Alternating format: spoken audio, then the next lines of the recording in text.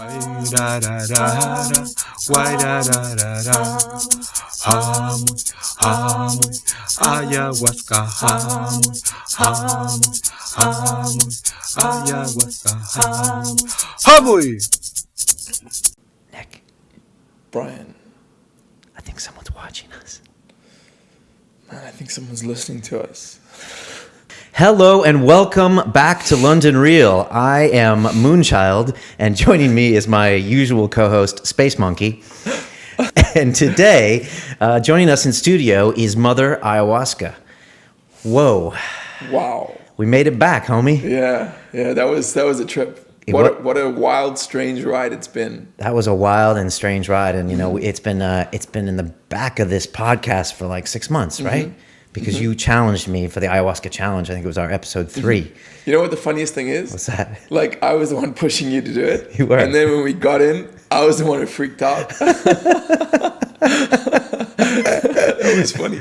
What, before or like during? Before and during, man. I mean, you saw the state I was in the first like 40 minutes. Yeah, that's true. I was not in a good way. Yeah, it was really weird. On the day of and the day before, I don't know if it was because I was doing so much meditating, or I think I had accepted it as a given. Yeah, you went Jedi. Yeah, I just went Jedi. I think it's like you don't cry over spilled milk. And for me, the milk had been spilt because there's no way I was going to back out of this. Yeah. There's no way I could face myself as a man. So I assumed it was done. And so I just was calm, like an execution, like I was going to get killed the next day. I was just like, okay, let's just be calm. So, and you were cool, but you were like jittery, right? Yeah, I was a bit edgy. I was definitely edgy, man. I mean, yeah, for a bunch of reasons, which we will probably get into later in the show. But yeah, I was definitely edgy. Okay. Why?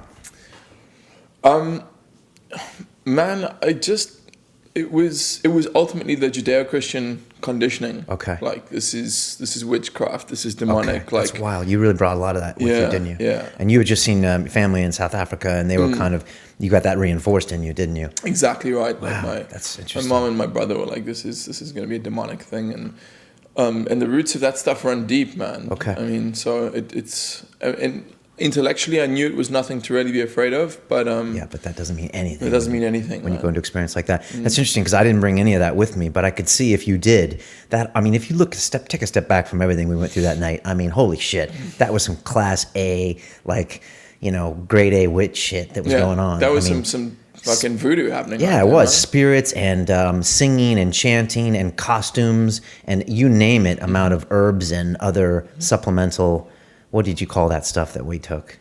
I mean, there were just other medicines, as Medicines, she said, yeah. other plant medicines. But I mean, that was some proper, like, what's that Scarlet Letter type witch shit, Yeah. I mean, I just, would you have, if I had told you 5 years ago, if I'd filmed a similar thing, like obviously not with you in it, and played it back to you 5 years ago and said, Brian, do you ever think you'd do that? What would you say? If you had filmed what happened that evening? But not with us, with someone else, and said, Brian, you're going to have a similar experience in 5 years. Highly unlikely. Yeah. Even if you had told me 2 days ago what was going to actually happen in that room for 6 hours, I mean, seriously, there was some crazy stuff. But I guess if you haven't been tuning into our last episode, Nic and I went on Monday evening to an ayahuasca retreat. It was in the UK. We're not going to go into too many more details, but it was in the UK. We're not going to hide that.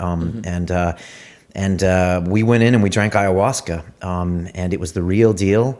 And it was the real deal. It was the real deal. I must say, I don't think we could have had a better experience. As far as I don't think, when it came to the ceremony, the shaman, the medicine itself, I don't think we got to give our shaman a pseudonym for the show, right? Yeah, I don't know what we should. How about Suzanne? Suzanne, or I was thinking we could use a letter. Is that too obvious if we used a letter? Yeah. Okay. I think so. I was going to say our shaman, but Okay. Well, if it comes up, okay. I'll say Suzanne. You know who I'm talking about. Okay. Cool.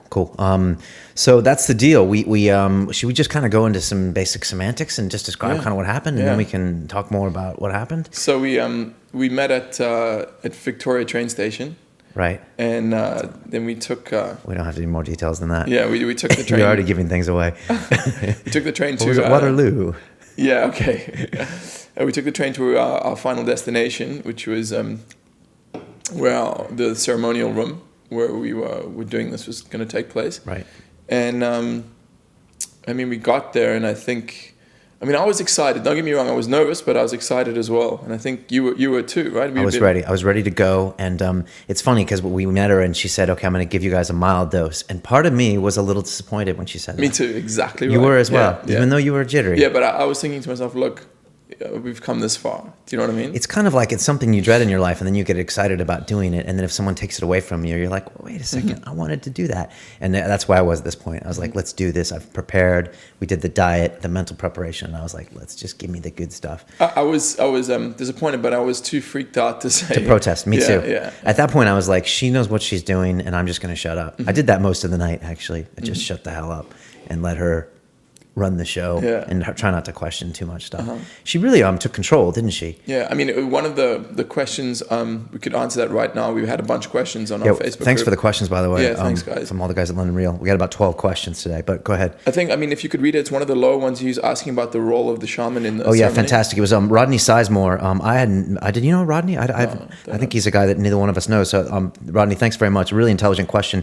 He said, can you discuss the role of the shaman and how you feel that she added to, guided, enhanced the experience? It is very interesting that this is simply not taking a concoction that makes the quote unquote trip. What a great question. Man, I think she was pretty much the experience. I can't say enough about her. Yeah. I will be friends with her for the rest of my life. There's no doubt about that. Yeah, I think you're right. I think she had so much empathy and so much dedication, so much caring to this ceremony, and she put like her whole heart in this evening. I mean, you know, you can't fake that, dude. You can't fake that. I mean, she not only made us feel very comfortable. She'd walked us through what was going to happen. She administered the medicine, which was probably some of the best medicine that we could have found, maybe on the planet, you know. And then she had supplemental medicines, which, let's be honest, she didn't have to have for us. It was all part of an experience that she takes, I think, personal pride with. And then she sang for 5 hours straight, right? Yeah. Am I wrong with that? Yeah. And she did a whole bunch of other stuff, which was, I cannot imagine how spiritually, emotionally, and physically taxing that must be on someone. She purged spirits from us at one point, and after doing that, it made her vomit and throw up. I mean, not that, okay, purging is part of the ceremony, but I mean, she put her whole heart into that, didn't she? When you were... Okay, because she's a very healthy, attractive, vibrant-looking person, right? Yes. We can agree on that. Yes, she is. And there was one point where you had gone to the bathroom because you, I think, were taking some strain, like with your digestive system. I don't know what was happening, but you were taking some strain. I'll talk about that, yeah. And everything was done by candlelight, or not the whole ceremony, but at this point we had a candle on. Yeah. And she was just sitting across, we were chatting. This was towards the end of when we were coming down, and... I could see she was so exhausted. I could just see it in her face, like that. I could see how much that the holding together the whole ceremony and warding off those dark entities in the beginning. I could see how much it had cost her. And I was just, I felt so. I loved her. I just thought she's such a beautiful person. Yeah. Do you know what I mean? I have to agree. I haven't seen that much. I haven't seen anyone do that in a long time, unless someone I've known for a long time. But she did that really selflessly, and she had met us once before. So, and I think in the beginning, both of us were. I mean, it wasn't a huge amount of money that we had spent on this, but it was a decent chunk of change. Sure. And personally, I think I speak for both of us when I say that we were kind of like, is this worth it? And then at the end, I actually wanted to pay her more at one point. I was like, that was the money we gave her. I mean, it was nothing compared to what she gave us. Yeah, right? We were there for about 7 hours, and I agree. It was nothing compared to what she gave us. Well said there. She just put so much spirit into that. It's just hard to imagine how she does that on a regular basis.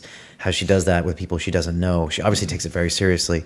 And to get back to what Rodney was saying, I can't imagine doing that without a shaman, because she's there, she administers the medicine, like Nic said. For the first hour when we ingested it, she stayed quiet in the corner, and she was really warding off these evil entities that were in the room that I didn't see, you saw. And she said, and apparently Nic and I brought a lot of masculine energy and some negative spirits came out, but we brought some pretty serious energy into that room, she said. And she had a dog, by the way, too, and the dog was picking up on all the energy and spirits. He was cool. He was freaking out sometimes. Yeah, I liked him a lot. You know what I thought was funny, Brian, is looking back now, I have to laugh, but when it happened, it was terrifying. When what happened? Well, at the beginning, so what happens is we discuss the ceremony, we put our intention into the actual bottle of ayahuasca. Like we sit around in a circle holding hands and we give our intention. Sure. And then she says some prayers and we say our own little prayers and we drink, right? The intention, what Nick's talking about, is the questions we want answered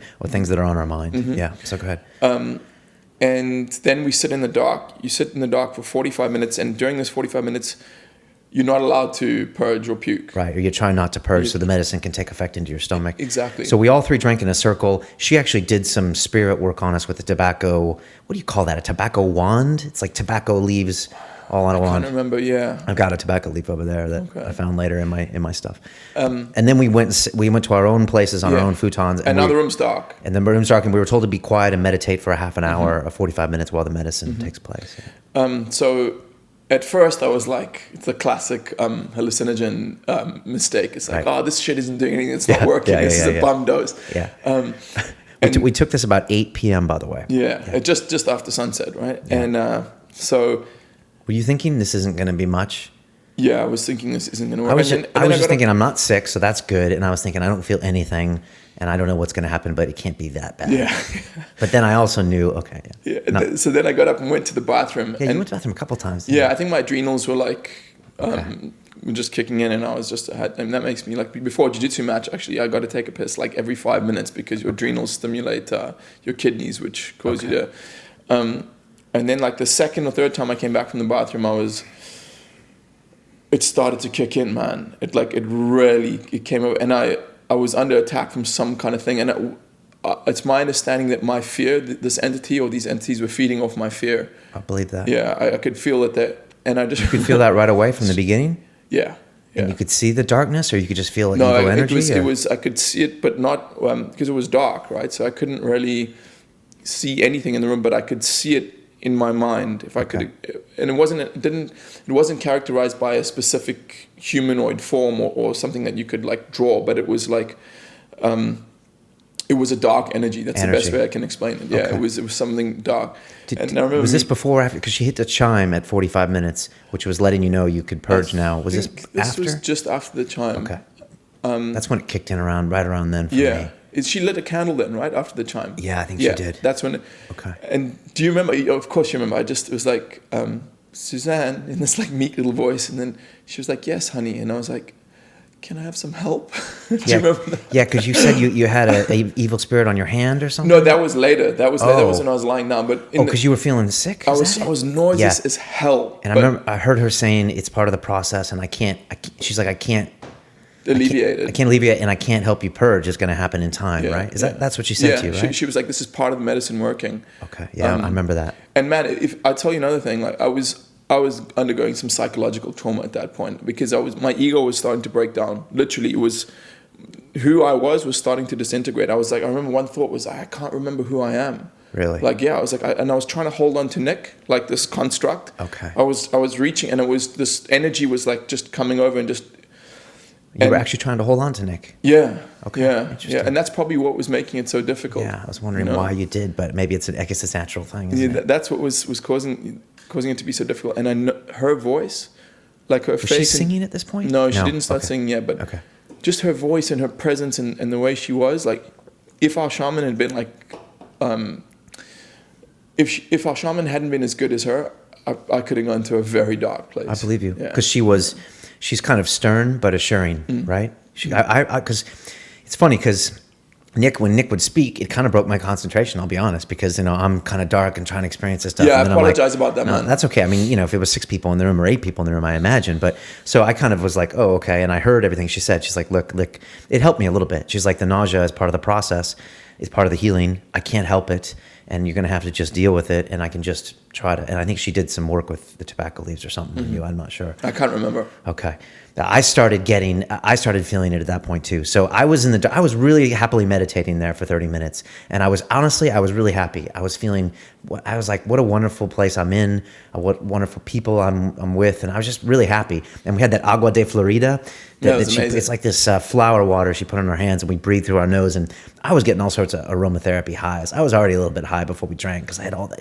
I don't know, the ceremony was getting to me. And what was that wood that she lit on fire? It was like I can't remember. some type of smoke. And so I sat there, and then I was looking, and I'm not seeing anything. It's all black. And then I started seeing little bits of light. And when I meditate every day, twice a day, and I don't see bright things of light when I'm meditating. And then I started seeing like black and white particles moving around and just swirling around, and that's when I knew it was on. Okay, it's on. Yeah, it's on. And it was just this kind of amorphous thing, and it's not electrons, but I could just see it in my head. And then it started to really build. Yeah. When I knew that the medicine was kicking in was I could see like this 3D image of my body in my mind's eye. And do you know when you know like this in movies they use like for certain effects there's this radioactive green dye? Yeah, okay. And I could see that the ayahuasca, like first it was in my urinary tract. I could see it like, and then it was going down through my legs. Really? I could see it working its way through my body, like cleaning the tissues, and then it came up and went into the right side of my brain, not the left side, just the right side. Really? And my brain was on fire, man. It was... My frontal lobes were hurting a little bit. What, really? That's when I first got the realization of this is going to hurt a bit, and you're going to have to deal with this, and this is going to be a somewhat painful evening. And that's when I got it. It was like, okay, my head's starting to hurt. You can't call your mommy. You can't take aspirin, and it's not going to stop. So I was just like, all right, just deal with it. Yeah. And my stomach, I was nauseous most of the night, and that's when I just was like, okay, just deal with it. The nausea was the worst for me. Besides that attack in the beginning, like that was...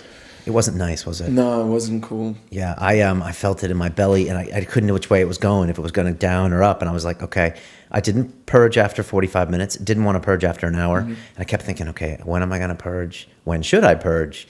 When does all the cool people purge? You know, I just didn't know, what was going on. Yeah. And at the same time, I was now laying down on my futon, and all these now colors were flooding in my head, reds and all these stuff, and emotions when she started as singing. well. That's when the I think she started visualization singing around really an hour started. in, maybe, right? Or an hour and 15. Yeah. Apparently 2 hours when it peaks. And I think that is when it peaks. Because when she asked if we wanted to drink again, which the policy is for everyone out there, after 2 hours you're allowed to drink again and not before, because she can't tell how the medicine has affected you. And everything I've read, 2 hours is when you get the peak of your ayahuasca experience, when it's really hitting your head. And I remember, we'll go back a little bit. I remember when she hit the chime and said, "You want to drink again?" I remember opening my eyes and looking at you guys in the circle, and that's when you guys. And I was waiting to see what you were. I didn't want to say anything yet. I was just saying, like, what is Brian going to say? Really? I was like, yeah. It's really. It was funny. And it's funny because funny enough, an hour later, I was thinking about drinking again. Yeah. But at that point, I was feeling very nauseous, and I couldn't have kept it down. And then you said, "Okay, let's do it." You're like, "Okay, let's do it." Or what'd you say? You're like, well, because when in doubt. her expression is when in doubt, drink. And I do get that. Yeah. Because later I was thinking maybe I should drink, and then I thought, well, you should drink. I was kicking myself for not taking a second. Really? I still am kicking myself. Yeah. The next time I do it, I'm going to double up. I was curious. Do you think that was the chance to drink after 2 hours, or do you think after 3 hours she would have let us drink again? I'm not sure. Yeah, I really have no idea. Me neither. I'm sure if we'd said, Suzanne Rayleigh, can we have another dose? She probably would have said cool, but okay. I don't know. Because I want to get back to what I was feeling. From 1 hour to 2 hours is when I got all of my visions and all of my realizations. I want to hear about those. And that's when Mother Ayahuasca actually spoke to me. And I told you before, but for the listeners, I've been so excited the whole week to hear what went on in Brian Rose's head.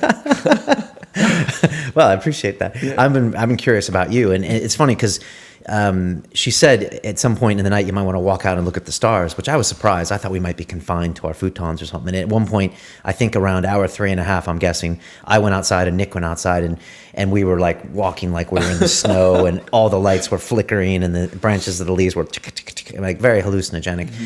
And Nic came out. He's like, "Is that you, Brian?" And we kind of talked, but we couldn't really talk. Yeah. And I couldn't formulate my thoughts. And I was like, he's like, "How do you feel?" And I'm like, "I feel good." Or he's like, "So how did you see anything?" And I was like, "I saw something," but I couldn't. And I was just rambling. I was just you were rambling a bit. Utter shit, because I couldn't. I think I want our listeners to understand one thing, and that is a lot of what happened to me, and I'm sure it's the same for you, is beyond words. Yes. But I could not put it into words. And we might have lost it as well. We might have only retained about 20-30% of what we actually felt and saw. But yeah, I agree with that. A lot of it was, for me, it was images and feelings. And I've just watched an interview with Graham Hancock, which I'll post on the site. And he was talking about this is this vine, but it's this entity that speaks with you, and that's why we call her Mother Ayahuasca. And until you've drank, it might sound silly, but now that I've drank, it's like you are shown things about your life, and you are shown things about what you're doing wrong in your life, and you are shown things, and they're not always the nicest things to see, you know. And the whole night was uncomfortable for me. Even when I was out with you talking, I mean, I like talking to you in general, but we were out there. It was okay, but it was a little uncomfortable. Yeah, no. And I didn't know what to... I felt that as well. You did. And I didn't... But going inside and laying on the futon was also uncomfortable. So I was like, okay, I don't know what to do. I want to go inside. But it wasn't like having a few drinks and talking rubbish. It wasn't like that at that point. So, but that was around hour 3.5. I should tell you what happened to me. So I think from 1 hour to 2 hours is when I had all my stuff and it kicked in. And that's when all the colors started going into my vision. And that's when all of the feelings and emotions and like visions and really statements that she made to me. And I'm actually really curious what you saw, because we never really talked about what you did. But if you want, I can start. It's up to you. It's up to you, my man. Okay, I'll talk about it, you know. And I did a video the next day. So Tuesday I did a video as well, just to talk myself through. And I wrote 8 pages on Google Docs about like my whole experience. And I'm glad I got it down because I remembered it really vividly. But it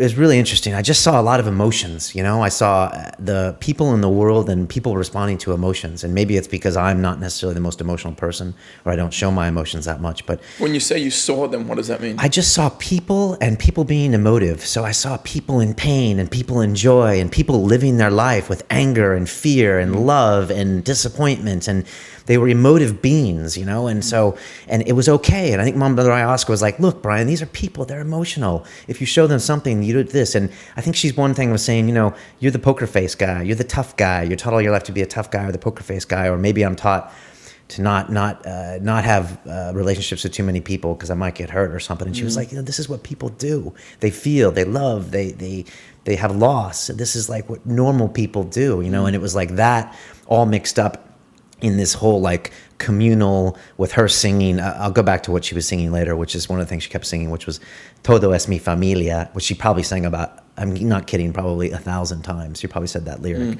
And I only realized about 4 hours later that it meant everything is my family.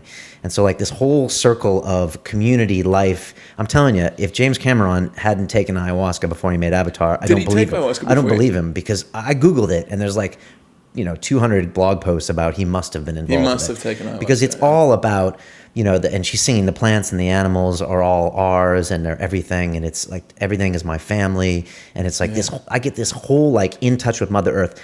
One vision I didn't have was how big is my bank account. One vision I didn't have is how successful I am. One vision I didn't have is how much weight I can lift. That did not enter the equation. It was all about emotions and relationships and like connecting with people and connecting with the earth and stuff. And so wow.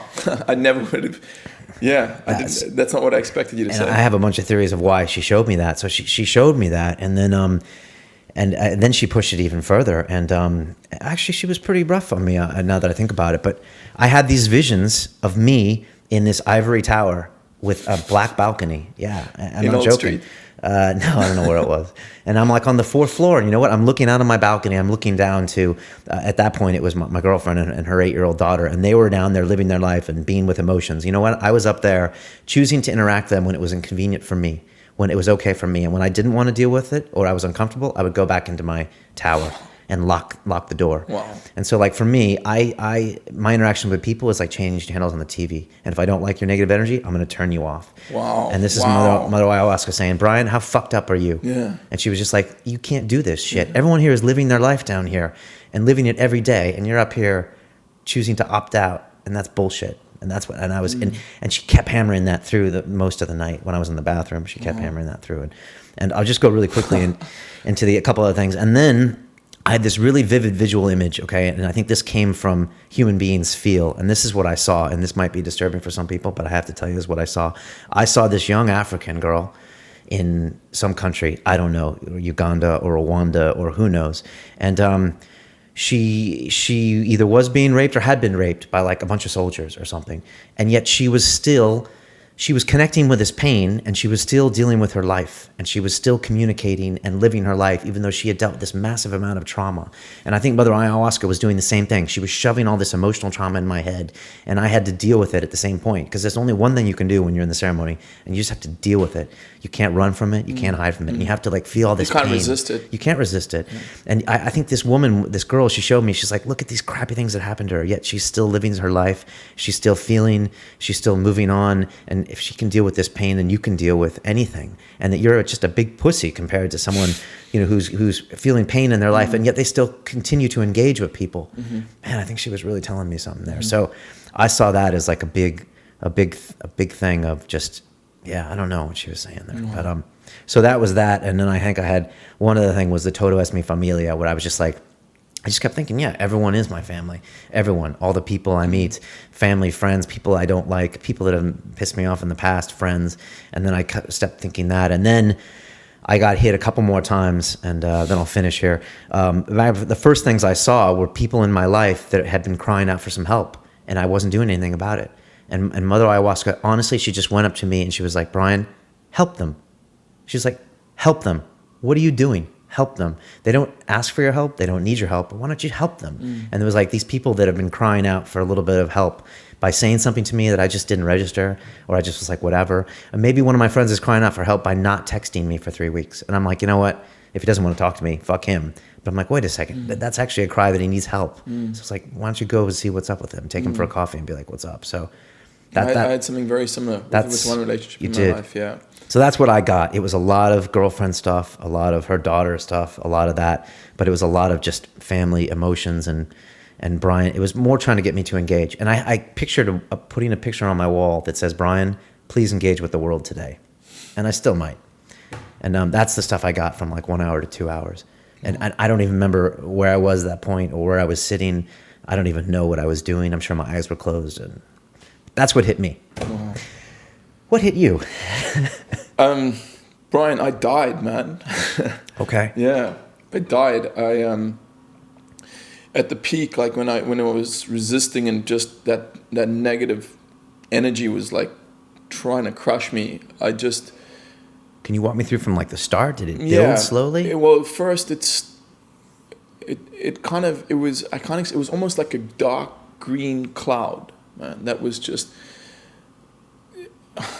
that I couldn't find my way. I was just lost, and it was, the more I was fighting it, the more it was eating me, and then I just decided I can't fight this, so I'm just going to give up. And I changed my body language. I actually, because my hands were like just clenching, Serious? like holding Really? on, and I just thought and I was lying in like a weird kind of fetal position, and I just said, I'm going to open myself to the whole experience. And I opened my body, lay on my back, opened my palms, which was really difficult. Even now, it's bringing back, when I'm putting myself in that position, it's actually triggering some memories of the experience. Wow. And I understood.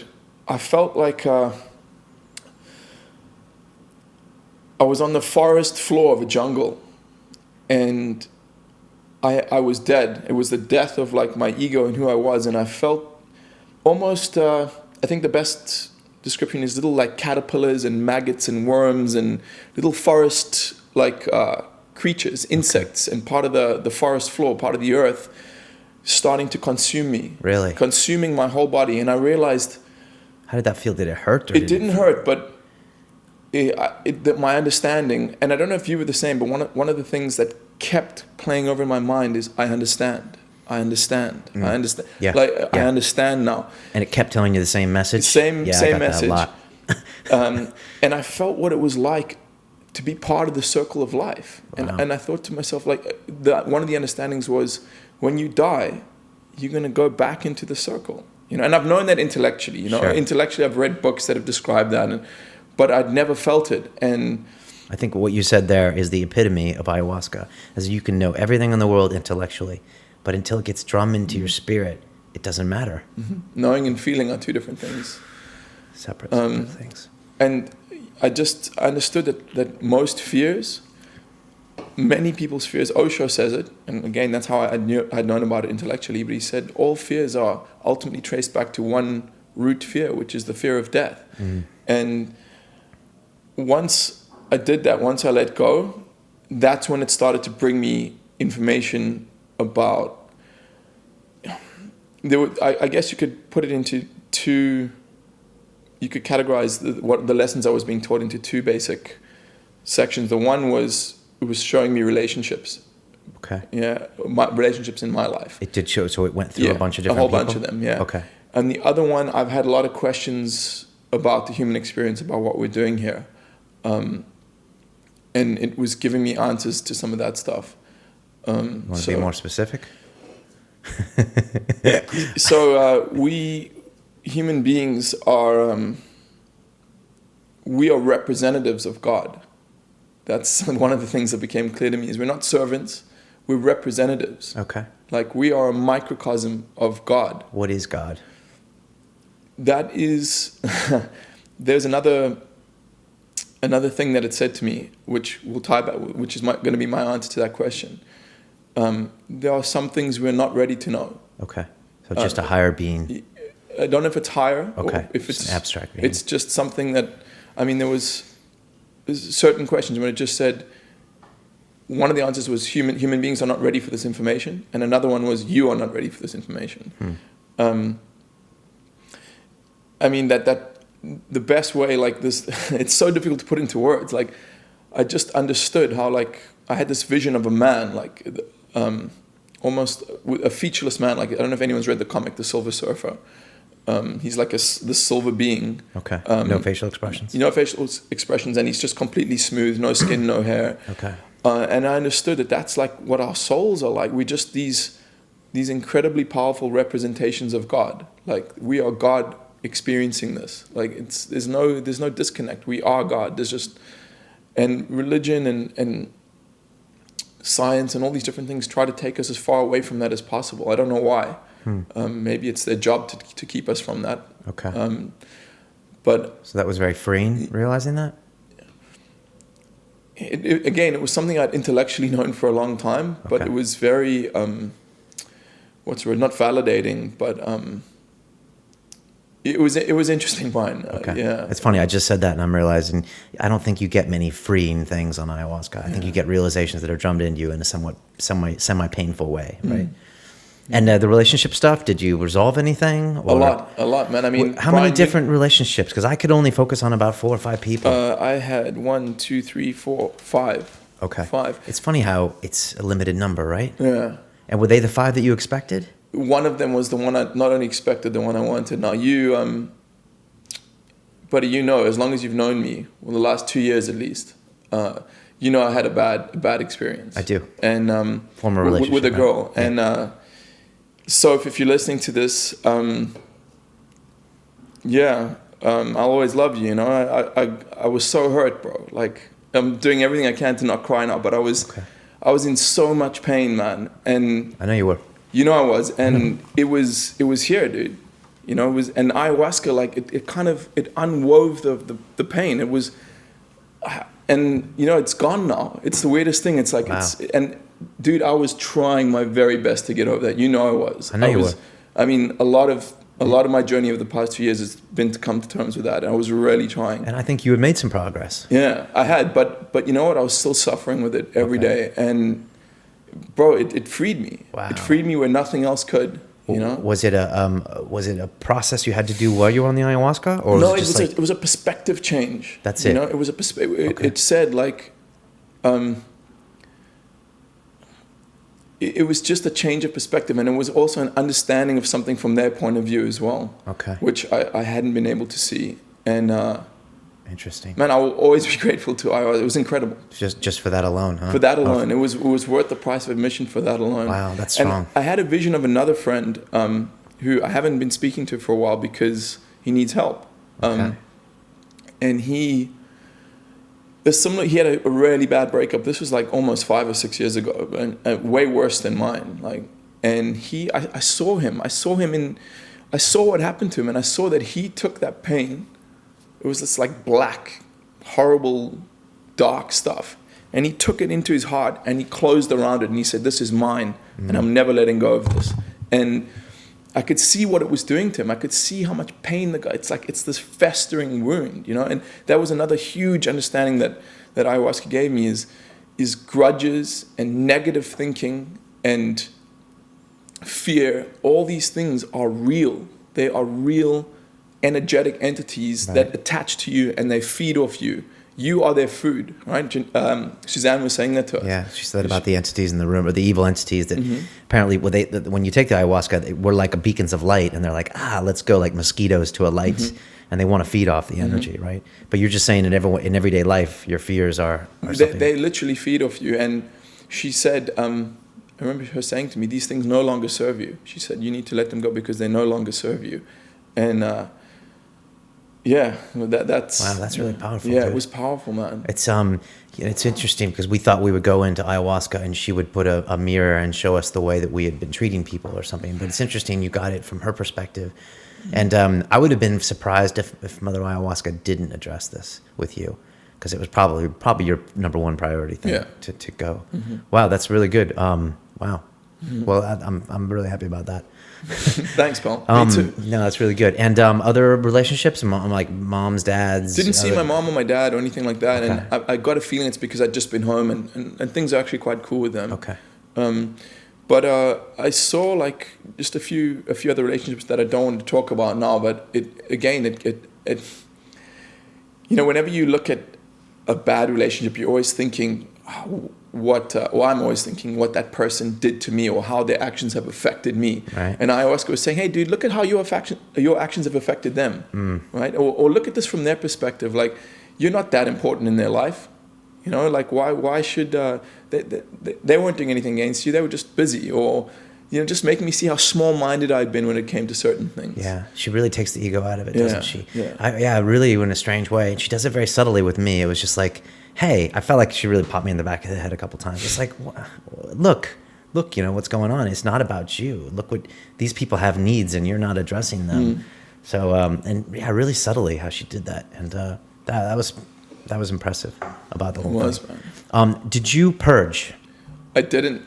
That's interesting. I did. I will say that my sinuses, I don't know if it's a symptom of living in London or if it's from a sinus infection I had a few years ago. I don't know what it is, but my sinuses, especially my right sinus, has been completely jacked for maybe 2 or 3 years. I haven't been breathing clearly through my right sinus. Really? And that Suzanne had a special snuff. We need to talk about the supplemental medicines that she had. So she laid out to us in the beginning of the ceremony before, she said she had these supplemental medicines and they were like these bottles, and I was like, holy shit, what's this? Extra stuff.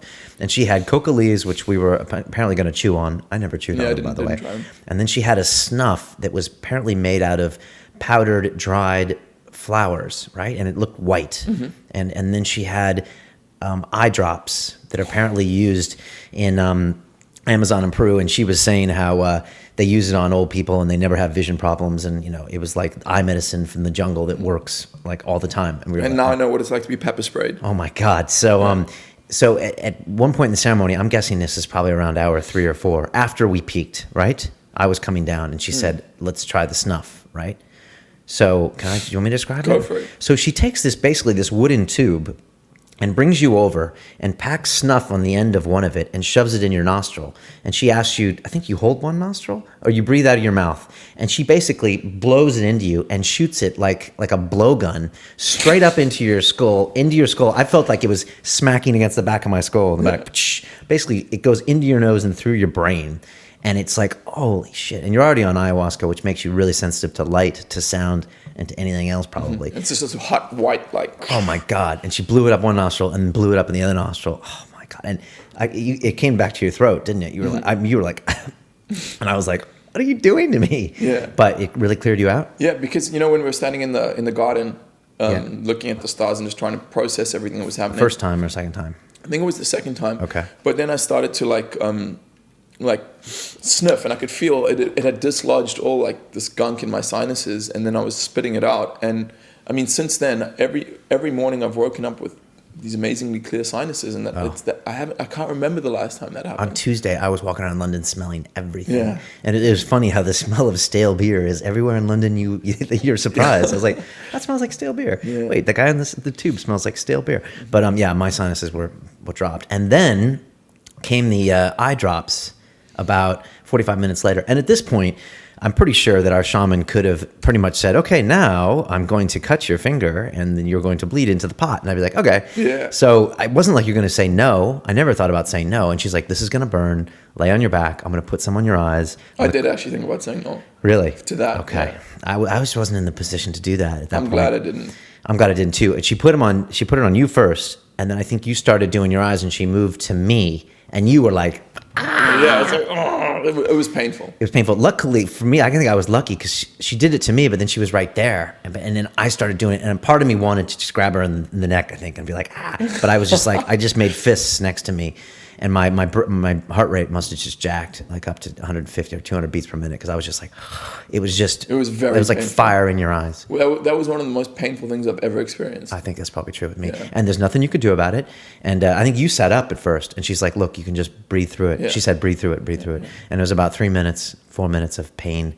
Yeah.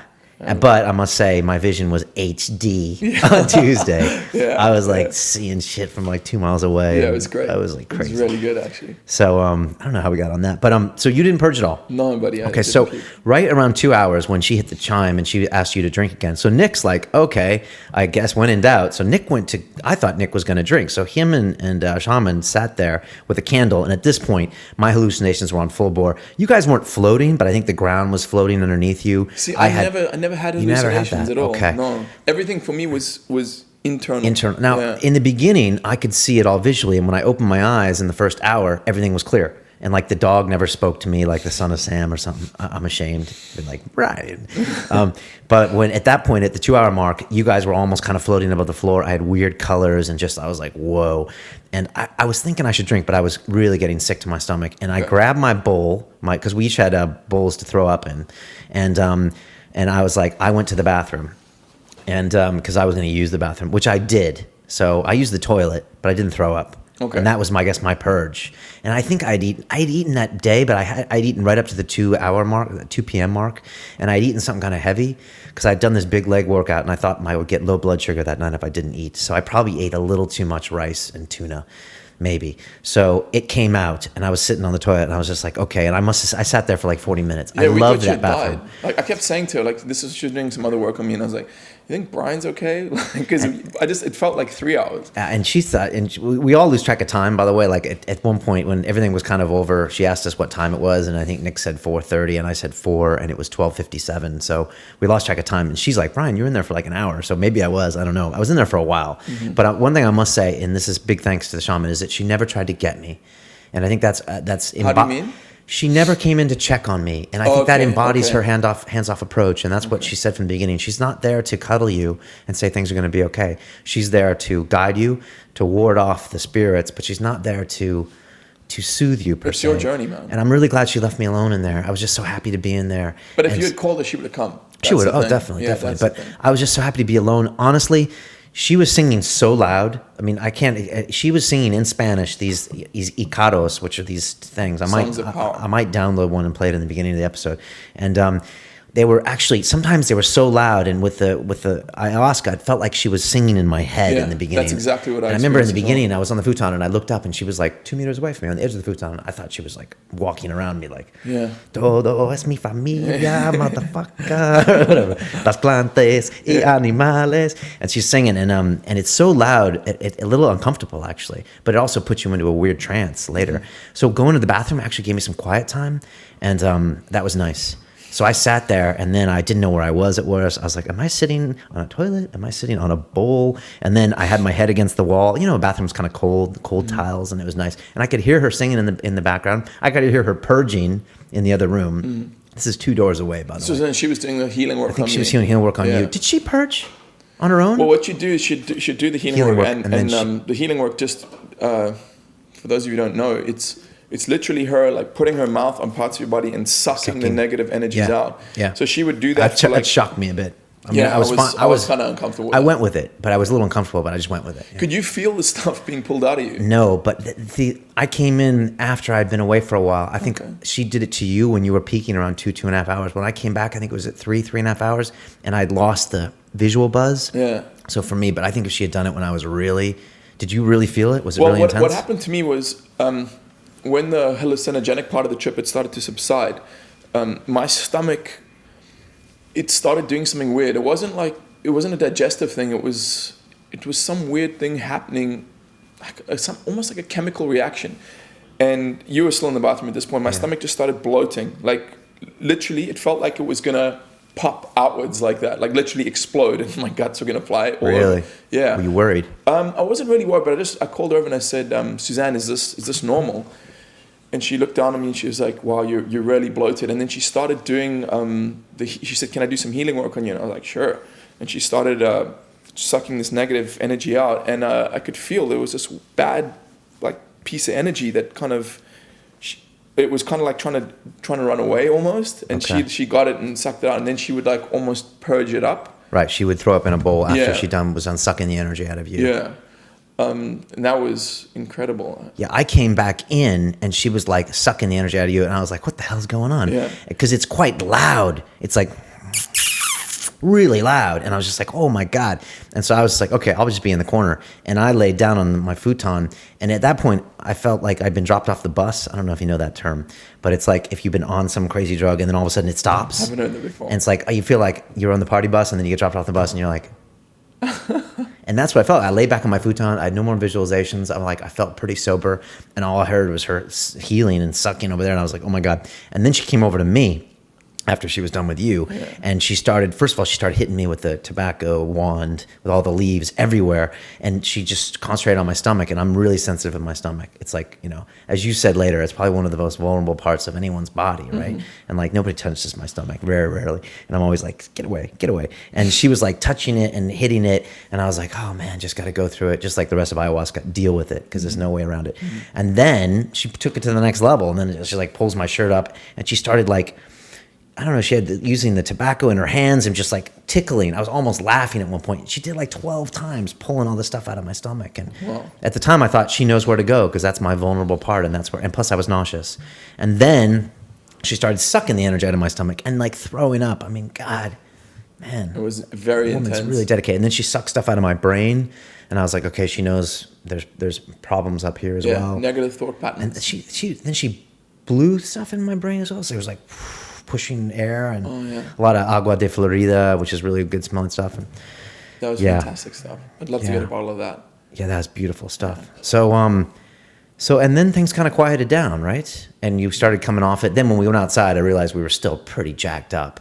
Like, I was like stumbling into stuff. Yeah, and I'm still pretty flying. But I mean, and she kept singing and she was playing some other shaman songs. And now it's like 1 a.m. and now we're coming off. And now it's really uncomfortable being there, isn't it? Yeah. It was uncomfortable laying down. I just wanted to get out of there. Okay. I was like, this was great, and I learned a lot, and it was great healing work, but it's time to go. Right. So we did, first of all, we did a closing ceremony where we sat and held hands for like, it must have been a half an hour. Man, it felt like forever. I was so uncomfortable. My back was hurting so much, man. You could feel me shifting. Oh yeah, you were shifting all the time. I just didn't know which way to shift, but it was hurting so much. And she basically said we were trying to transmute the negative feelings of people we cared about and to kind of help them purge that through us. Mm-hmm. So we were thinking about family members, friends, and then the whole world population in general and trying to exhale all of their pain. And that's what we were doing. And then she was really saying things emotional. like, to all the people who are suffering around the planet, we release for you, and then she would cry. Yeah. And then she would saying, just so much for all those people who are hurting our Mother Earth, they don't know what they're doing, and we pray for our Mother Earth. And you could see she was taking this burden on herself. Very much so. Yeah. And I mean, personally, I was quite disconnected from that. I wasn't feeling a connection with people on different parts of the planet, and I was really feeling a connection with her and what she was doing. I was so impressed by what she was doing. Me too. I couldn't really channel the people's energy, maybe because it was taking a long time too, and I was just like, wow, getting really tired. But she obviously did. I know we can't say enough about her and her emotion and empathy and dedication. So we did a lot of that, and then she talked about if we had any anger or things that had happened to us in the past or people that had wronged us, just to get rid of that energy. I mean, the whole ceremony and the whole process and the whole idea of ayahuasca, it's such a positive thing. I never found any negative energy from her. It's all about forgiving. It's all about moving on. It's all about moving forward. And that vibes so well with me. I think that vibes so much with our show. And dude, I was getting this whole chicken and egg thing with London Real that I was thinking about later. And I'm just going to hit you with this. Hit me. Is it like Let's be honest. I mean, I think to a large extent we did ayahuasca because of London Real. I mean, I knew you before. You know, we were friends. We've become better friends, and we did London Real together. And ayahuasca came up, and now London Real, in my opinion, is really about putting all sorts of positive energy out there and connecting with people and getting their opinions and talking to them and getting people's experiences. And and that found ayahuasca, and ayahuasca is all about doing that. It's about being positive and connecting with people and all that stuff. So it almost two facets of the same thing. And it almost felt like one created the other, you know. And then we found ayahuasca through London Real, and ayahuasca's principles are almost the same as what we're doing here. And that's what I was thinking about. It was like this weird kind of circle. And I was thinking, we've discussed it before, but I think to a large extent, London Real was our attempt to heal ourselves. Yeah, I think we want almost like a psychological experiment on ourselves. We wanted to get some stuff out, and I think that ayahuasca pretty much does that as well, you know. And that's how they're reflected in each other. Maybe so. Yeah, maybe ourselves and other people. You know, interesting. And maybe by doing ourselves, we're actually helping other people in a way. I like to think one thing I understand now. Everything's everything, and everyone's everyone. It's just all a reflection of different parts of the same thing. You know, it's interesting you said that right now. It's like almost like by working on yourself through ayahuasca, you're helping other people because you're bringing great energy and your relationships are now much better and everything. And by helping other people, you're working on yourself. It's crazy. You know, can you imagine if a chunk of the population took ayahuasca? I mean, another thing that Imagine if Congress took that. What's that? Imagine if Congress did one huge ayahuasca ceremony. Yeah, no, it's an interesting thought. And she said at the end of the ceremony, she's like, it is our job to tell people about ayahuasca, but she's like, it's never our job to pressure someone to do ayahuasca. And I totally feel that way. Okay, so I have a question for you. Yeah. But just a little bit further on that, like I told my girlfriend or friends about it, and the first thing I say is, if you want to do this, you make that decision. Go research it. Go come back to me in a few months, and if you want to do it, then we'll give you the information. But it has to come from inside yourself. I couldn't imagine someone going to that ceremony and not wanting to do it. You know, you have to go in there willing to. Right? Without a question, it has to come from. It has to be their own initiative. But my question to you is, would you recommend it for everyone? I would recommend to a lot of people. You know, I had a comment from someone on the ayahuasca forum that came to me and had seen Nic and I saying ayahuasca challenge, and he had kind of got some weird vibes from us. He's like, this isn't something to challenge, or this isn't something to push yourself. He said he's had people come to the ceremony saying, bring it, let me show it, let me see what you got. And I agree, that's the wrong energy to go into Mother Ayahuasca with. But I do think, and he said some people shouldn't do it. Some people who have had psychoactive problems in the past and things. Maybe he's right.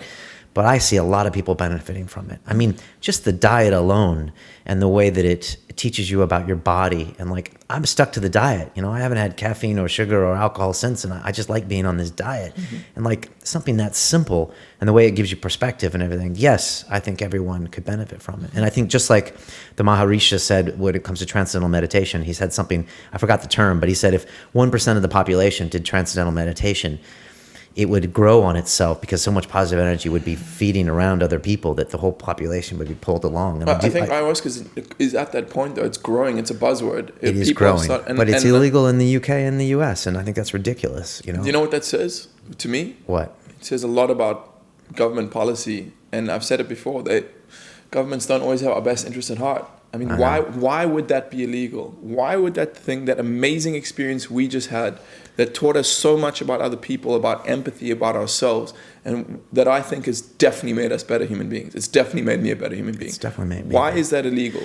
Just because it has that psychoactive ingredient that's called d.m.t. that's on the UN list, and it's a hallucinogen, which is considered a bad recreational type thing. Dude, what the fuck gives anyone the right to tell me what I can and can't put in my body? As Graham Hancock said, if we don't have sovereignty over our own bodies, then what do we have in this world? And I completely agree with that. And the other thing is and one thing that our shaman said is that the diet is so important on ayahuasca. We can't stress it. Nic and I think, got lucky, even though we were feeling nauseous most of the night. But she said she's had people that go in on the wrong diet and they are throwing up all night, and she can't heal them. She's like, I can't get in there to do any healing because they're throwing up the whole night.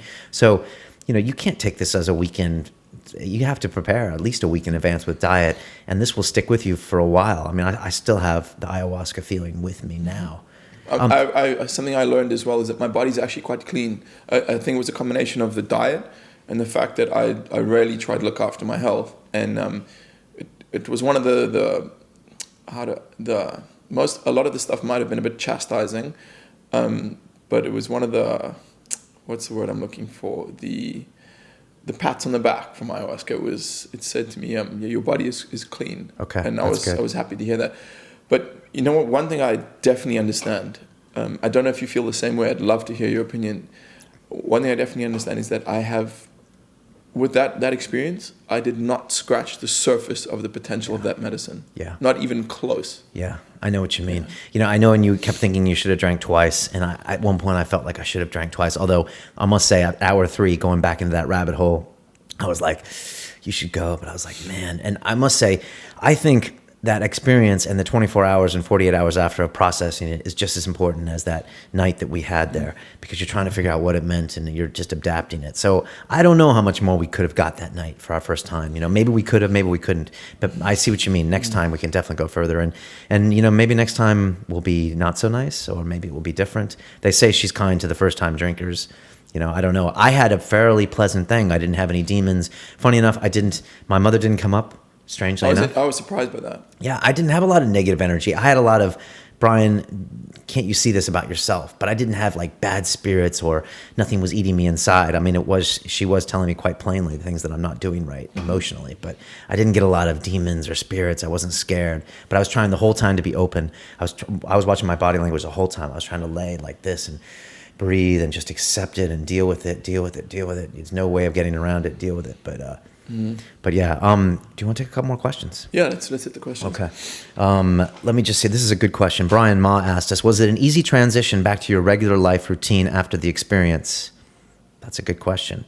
Yeah. Can you talk about the next day and the day after? The next 2 days, I just felt great. So just logistically, by the way, guys, at 2 a.m, we asked our shaman if we could leave and take a taxi. Usually the people stay the night. They don't sleep, and there's no way I was going to sleep there. Your mind is racing, by the way. Yeah.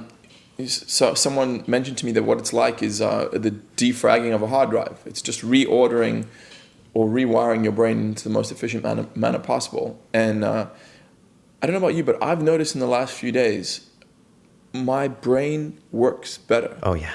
It just works better. Like little things, like I have this chopping board in my kitchen, and I always like chop stuff in a specific way with the board turned this one way. And I was about to do it. I was cooking something, and I realized, wait, if I just move it a little bit this way, it's so much more efficient for this reason. And I was like, wow. And I have these little insights, these little connections all the time now. I can't explain. Are you? Yeah, well, I mean, just so semantic-wise, we left at 2. I stayed up until 6 in the morning. I couldn't sleep.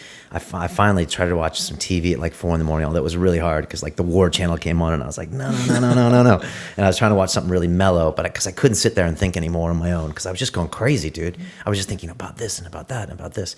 So I slept about 3 hours. Next morning, I woke up, and it was just like I was on. I felt like Limitless, Bradley Cooper. I mean, everything was just great. My mind was racing, and I wanted to be in nature, and I walked outside and watched the doggies playing in the park, and then I wanted to go see something beautiful. So I went to the National Gallery and looked at like paintings and stuff. Like I just wanted to be out there. You were texting me the pictures. I was sending you pictures like a fucking madman, and I posted them on Facebook, and I was just like, wow. And everything was, I could see in HD probably because of the eye drops, and I could smell everything, and like I just felt great, alive, vital, really alive and vital. And I think a little nauseous, but still it was fine. I ate a little bit of something. I just felt great. I did jiu-jitsu that night. Oh yeah, how was that?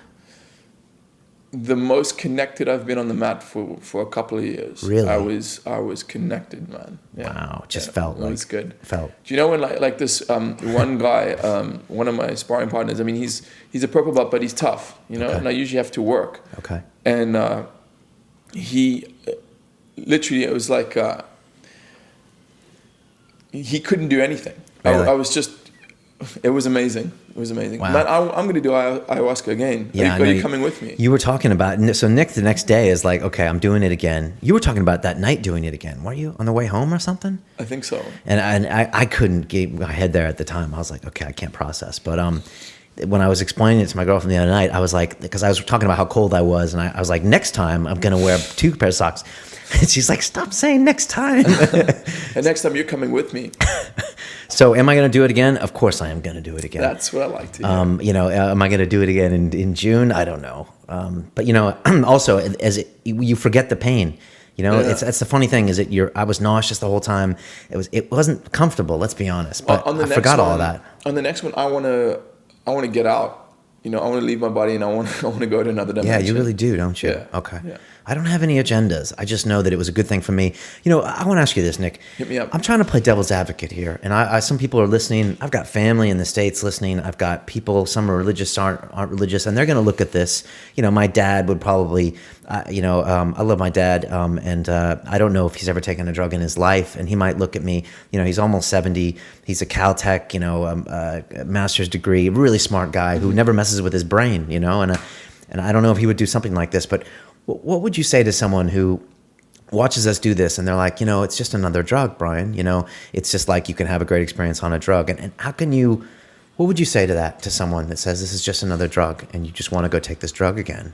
I mean, I wouldn't say this to your dad because I have respect for him and I like him a lot. But if some random stranger or someone I didn't know very well said that to me, I'd say to them, you're speaking from a position of ignorance. Okay, but todo es mi familia. These entheogens, these plant teachers have been on this planet for thousands and thousands and thousands of years. And been used for that long. And been used for thousands and thousands of years. And I'm pretty much certain that most of the people who make these very narrow-minded judgments are making them out of fear. You know, like they don't want to know what's in the dark recesses of their mind.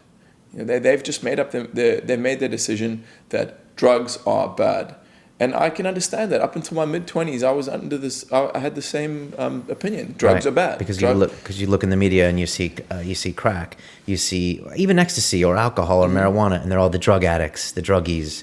Look, their lives are ruined. They don't do anything. The potheads are lazy all day. All these stereotypes, which you know aren't right. I guess the best way to another way of looking at what you've just said is think how far removed that experience we had with ayahuasca was from someone in the projects hitting a crack pipe. Right. They're not even.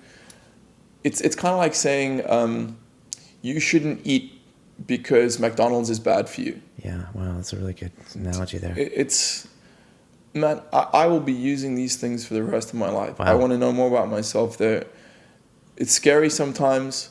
It might end badly one day. I don't know, but that's the risk you have to take. Life is risk. Yeah. If you want to know more about yourself and more about what we're doing here, these are ways. They're not the only ways, but they are ways. I think you said it right. I mean, it really is a plant teacher. And, you know, I was mentioning Hancock earlier, and he talked about, you know, a religion, someone comes and tells you what you need to believe for the religion or these kind of things. But with ayahuasca, you take it, and the experience you have is between you and her. Mm-hmm. And I mean, we both had experiences where we took this thing and it showed us things about ourselves and we're learning from them. And I've changed my life this week. You know, I mean, honestly, she's waking me up at 6:37 in the morning, which I haven't done for a long time, as you know. And it's like, let's get to work, you know, and I'm just jamming all day on things I love doing, London Real or seeing people or getting in touch with people and out there. I just love being outside now. And it's just incredible. And, you know, I feel like I've been taught something. Yeah, you look different as well. Thank you, man. I've been told that already. And I think better looking as well. I mean, like, you're definitely better looking. What can I say? That's thanks to my mom and dad, not ayahuasca, though. I don't know. It could have helped a little bit, but I just think it's amazing. Another thing I wanted to talk about, completely off topic. Go. It's something I think our listeners would find interesting, and one of the most the tools that ayahuasca gave me, which I think anyone can use and understand. There's two people in the jiu-jitsu gym I used to train at, and they're both the same age. Let's call them John and Bob. Okay.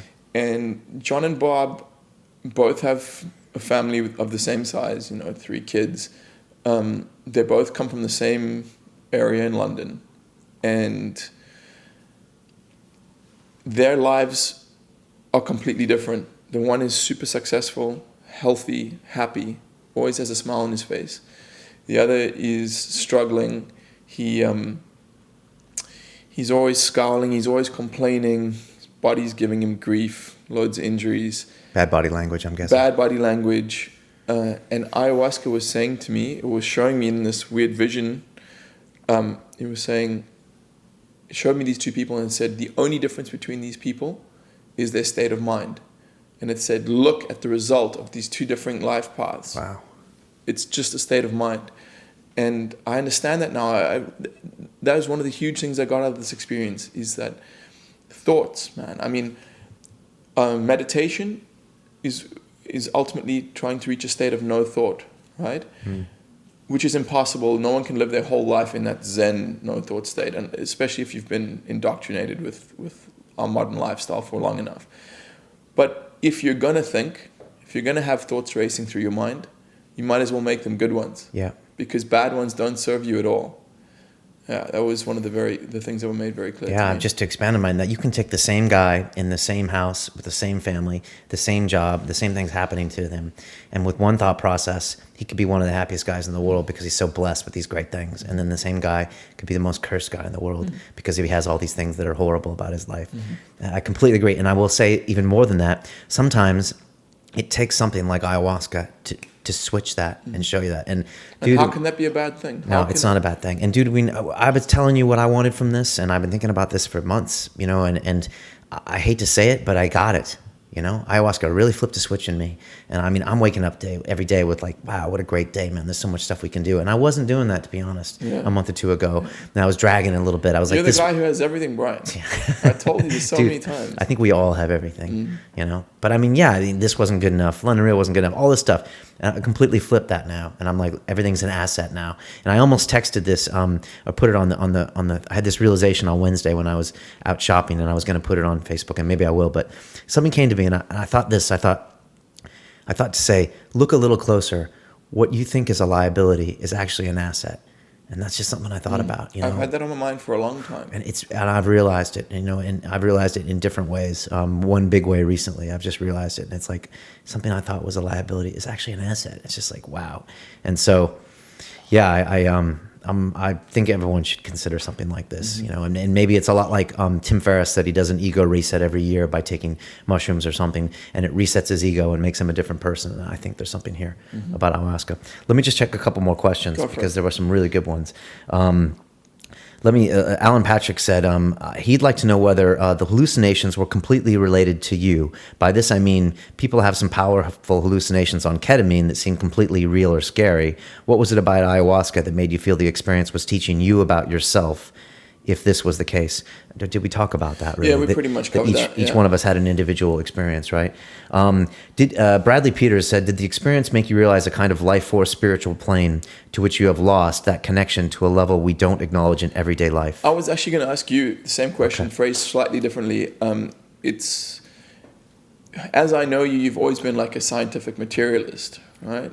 Would that be the correct? I've been scientific, materialist meaning as in like everything. Am I using that word correctly? Like you only believe in what you can see and what's been proven empirically? Yes, I went to, I have a degree from the Massachusetts Institute of Technology, and everything was numbers and by the books and physics. And yes, I don't believe in much of a spiritual world. Has that changed? Yeah. How couldn't it, man? Yeah. I mean, I'm talking about Mother Ayahuasca, for God's sakes. What's wrong with me? I'm going to be expelled from my institution. Remember I told you a few shows back when you were saying your sister's on the crunchy side? And I said, I can't wait till after ayahuasca when we're going to welcome you to the crunchy side. Well, my sister she wanted some payback, I know. So Claire, which she changed her name, by the way, which shows she's on the crunchy side. She probably took ayahuasca, right? I was going to actually, she lives in San Francisco, and I was going to send her a message before. Does she know anyone who's taken ayahuasca? But yeah, I mean, I'm on the bandwagon. At least I'm going closer to that. But yeah, I mean, how could you not? I was shown things here that are very real and relevant. So yeah, I'm getting a little crunchier, to say the least. Let me just see if there's any other. This is a good one. Zaki asked this one. How do you think this is good because you might be able to answer this? How do you think a fundamentalist Christian or Muslim would come out of that sort of experience thinking? Is there a chance it may solidify their beliefs, or would it surely enlighten them enough to step out of the shackles of organized religion? Well, that's an incredibly difficult question to answer. Great question, by the way. Thank you, dude. I don't know. Zaki Soladolo. Yeah, it was a good. Cool name. That was a fantastic question. Yeah. I mean, I understand that everyone's experience is going to be completely different. So I think ayahuasca will give you what you need. If your mind is been conditioned to only be able to accept the understanding of God through that narrow scope, I'm sure ayahuasca will make the answers fit in with that. Does that make sense? Maybe. Yeah, but it's, I don't know. It definitely gave me some insights into organized religion. I think that the ceremony itself, we were asked to check our ego and our logical minds at the door, which is great advice by our shaman, because you need to, especially when, she's sucking spirits out of you and stuff. So I think if you're a religious person, if you can do that and try to go in with an open mind, like I said, every individual is different. But I only think it could only strengthen that. Either way, it make you question your religion, which can make it stronger, or it might make you realize they must be able to coexist, right? I'm not so sure. Really? I'm not so sure. Okay, interesting. That's a good question. I don't know. But I would encourage anyone who's feels strong enough with their religion to try anything, right? Well, that's the thing. Like, I notice a lot of people who are incredibly religious. I mean, if you really believe in your belief system so strongly, why would you be afraid of doing ayahuasca? Yeah. Like, if what you believe is the ultimate and only truth, test it. Take ayahuasca, see.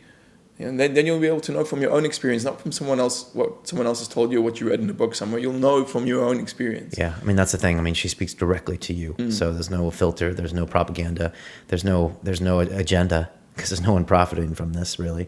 So that's a great question. The last question is from Julian Bales. Great fan, by the way. I met him the other day. Very cool dude. And he said, do you feel as though you're a different person now to before the experience? And would people who knew you before notice a fundamental change in your behavior, attitude? And second, he says, do you think the effect will be permanent, long-term, or is it transient and wearing off gradually? First part of the question. You said you noticed something about me. Do you think people will notice something about you? Brian, I have a lot of work to do. Okay. I'm already noticing about you, dude. I mean, I'm already saying I don't know. I mean, sometimes, you're much more positive this week. I'm just going to say that about you. Oh, cool, man. And you just seem much more grounded and centered, But what do you think about, do you have any other thoughts on that? Just scratch the surface, man. Okay. I've got a thought as far as the transientness of it. I mean, let's be honest. On Tuesday, I felt like you were like, I feel like a Jedi Knight, and I felt pretty Jedi-ish and pretty limitless. Wednesday, I didn't feel like that as much. I still felt grounded and good. Thursday, I mean, I'm still feeling good. I'm still on the diet. I still really like what I'm doing. I'm waking up early. Things aren't. I'm not trudging through life. I'm loving to go and train and loving this. My relationships are great. Will this wear off? Yeah, I think it's only natural that it will. I mean, I don't think people do ayahuasca once and then walk away. I think people go back. I mean, people talk about doing it every 6 months or every year as part of like just a reminder. And I do think that's important. But I think it's just as hard as you want to keep it with you. I think it's natural to revert back to a mean that you've been at for 40 years or for 30 years of mature consciousness. Do you think it will go away? It's definitely. I hope not. It feels like it's reset the baseline. I feel great, man. Okay. I feel great. I agree. I mean, I don't think it's definitely hasn't solved all my problems. No, my goodness. But it's given me an understanding. I mean, I'm writing my book. Yeah. How's that going? It's going great. I got off my ass and there was one step I had to take, which is getting the book proposal done, that I've been putting off for 2 years. Okay. And I did it this week. That's cool. And wow, something's changed. Yeah. I found it got me to action on a couple of things. Just like do it, which is cool, right? Cool. What was I going to say? I forgot. Anything else that we're missing, dude? On ayahuasca?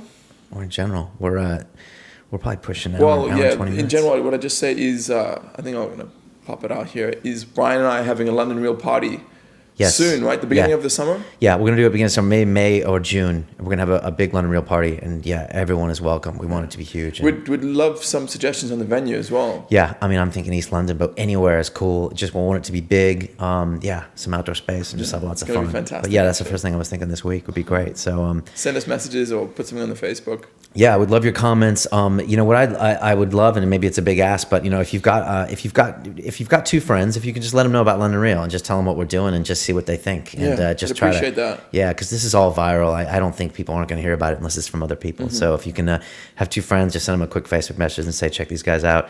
If they like it, cool, and if not, that's cool too. But this has been great feedback from this episode. The ayahuasca has been really interesting for people. I think they're going to love this. And I just want to say thanks for the support. We'll get messages that will say, really love the show and what you're doing. And sometimes it's difficult. We put so much work into this, man. We put so much work into this, and we don't get paid. No, you know? and we demand a lot of ourselves. Like we expect it always to be. We want it to be bigger. So yeah, all that support is huge. And just any message you leave on the London Real Facebook page is big. Comments on YouTube, likes, all that stuff is great. And I just had a couple notes here. I said it earlier. You know, I just really question the legality of this drug. I think it needs to be legal. I think more people need to try it. I know in the U.S. you have to leave the country to even try it, and in the U.K., I mean, I don't know. Technically, we might have even had to break a minor law to do it, and I think that's just ridiculous. So, you know, just think about that next time you vote. You know, I might start voting Green Party or something. But that's not gonna happen. But you gotta wonder about something like that. So I just want to say that, and big thank you to Mama Aya. Yeah, big thank you to Mama Ayahuasca. Huge shout out to our shaman. She's going to be watching this, so I can only say just many thanks from the bottom of our heart. It could have been so much worse if we didn't have her. I think it could have made or break the experience. It did, yeah. She's amazing. She's amazing, tremendous, and can't say enough about her. I want to thank you, dude. I'm proud of you, man. Seriously, thank you, man. And just big thanks to you, man. I would have never done this without you. And thanks, dude. Same. Cool. Are we done? Well, until next time, it's about the journey. It's a big old journey. All right, dude. Peace. That's good.